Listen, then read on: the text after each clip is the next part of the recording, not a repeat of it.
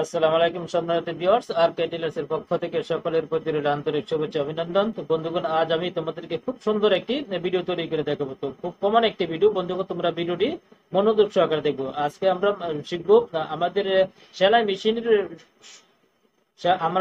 মেশিনের যখন বারবার সুই ভেঙে যায় তখন এটার সমস্যার সমাধান কি, ঠিক আছে? তো আমরা যখন সেলাই কাজ করি তখন বারবার সুই ভেঙে যায়, তখন আমাদের কি খুব একটি বিরক্ত বোধ লাগে। তাই আজকে আমরা শিখবো যখন আমাদের মেশিনের সুইটি বারবার ভেঙে যায় তখন এটা আমরা নিজেই সমস্যার সমাধান করার জন্য চেষ্টা করব, ঠিক আছে? তো চলো বন্ধুগণ, দেরি না করে ভিডিও স্টার্ট করি। প্রথমে আমরা কি করব, প্রথমে আমরা চেক করব মেশিনের যে ফিটটি আছে না। দেখো এখানে যে ফিটটি আছে না, প্রথমে আমরা ফিটটি চেক করে নেব, ঠিক আছে? তো ফিটটি আমরা দেখবো এরকম ভাবে বরাবর আছে কিনা বা লুজ এদিক সেদিক নড়াচড়া করে কিনা। যদি নড়াচড়া করে তাহলে আমরা ফিটটিকে প্রথমে আমরা ভালো করে অ্যাডজাস্ট করে নিব, ঠিক আছে? তারপরে আমরা দেখবো ফিটটিকে অ্যাডজাস্ট করার পর আমরা এই সুইটিকে আমরা একটু নিচের দিকে, এরকম নিচের দিকে দিব।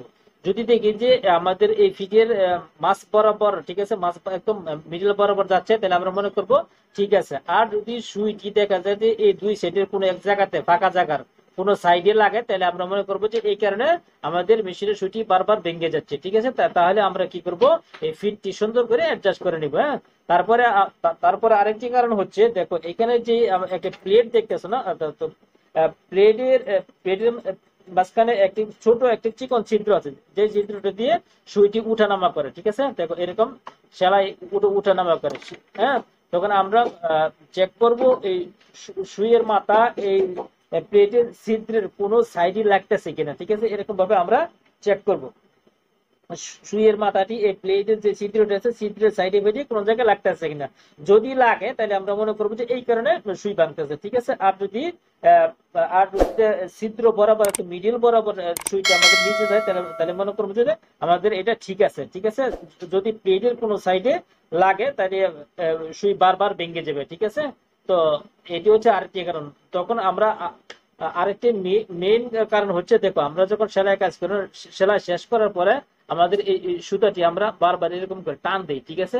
তো এরকম করে টান দেওয়ার কারণে আমাদের এই নিডেলটি কি বাঁকা হয়ে যায়, সুইটি বাঁকা হয়ে যায়। তখন আমরা কি করব, এরকম ছোট একটি চিকন স্ক্রু ড্রাইভার নিব। হ্যাঁ, স্ক্রু ড্রাইভার নিয়ে এরকম ভাবে, দেখো এখানে ঠিক এই বরাবর স্ক্রু ড্রাইভারটি এরকম ভাবে বসিয়ে, হ্যাঁ, বসিয়ে হালকা দু তিনটা টোকা দিয়ে নিবে, একদম বেশি জোরে না। যদি বেশি জোরে টোকা দেই, বাড়ি দেই, তাহলে এখানে যে রডটি দেখতেছো না, এখানে যে রডটি দেখতেছো, এই রডটি বাঁকা হয়ে যাবে, ঠিক আছে?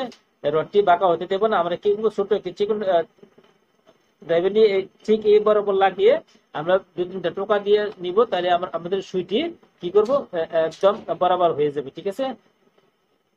তো বন্ধুগণ, আশা করি ভিডিওটি তোমাদের ভালো লাগছে। ভিডিওটি যদি তোমাদের পছন্দ হয় তাহলে অবশ্যই আমার চ্যানেলটিকে সাবস্ক্রাইব করবে এবং পাশে থাকা বেল আইকনটি ক্লিক করে রাখবা, হ্যাঁ, যাতে পরবর্তী এমন ধরনের কোনো ভিডিও আপলোড করার সাথে সাথে তোমাদের নোটিফিকেশনে চলে যায়। তো তোমাদের ভিডিওটিতে যদি কোনো প্রকার প্রশ্ন থাকে তাহলে অবশ্যই আমাকে, হ্যাঁ, অবশ্যই আমাকে কমেন্ট করবো, আমি তোমাদের প্রশ্নের উত্তর দিতে চেষ্টা করবো ইনশাল্লাহ। তো বন্ধুগণ, আজকের মতো এখানে বিদায় নিলাম। আল্লাহ হাফেজ।